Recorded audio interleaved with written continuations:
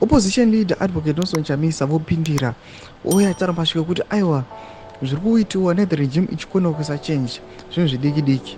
Inini ndine maplans mahombe anouya panapa achiudza kuti vakomana vari kukonawa economy, but inini mukangondipa just nguva diki diki munoona ndaita mashura nezviratidzo.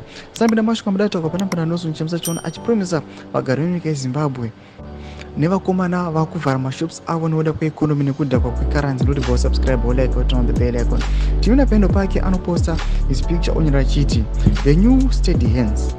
Business is assured of a flourishing and a better working environment in a country with a strong leadership that works on the basis of integrity, respect, accountability, and the rule of law. Workers deserve growing, not dying companies.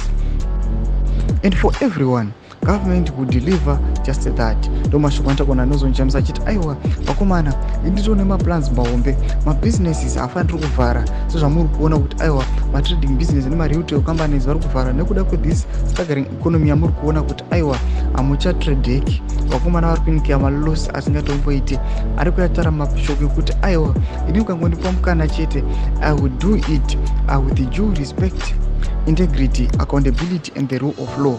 Achiti aiwa ndinoita zvidavado, ndinochinja this economy ndikaitransforma zvokuti zvinofadza nyika yose nemunhu wese anoparita business rake. Tudze mafungiro enyu muri kudii pamusoro pemashoko ake ationa kuti aiwa atonasa kupa hope kuna vagari venyika yeZimbabwe achiona kuti aiwa kuna Nelson Chamisa kunenge ndotoone future. Tudze mafungiro enyu pinda comment section medu, so subscribe or like, turn on the bell icon.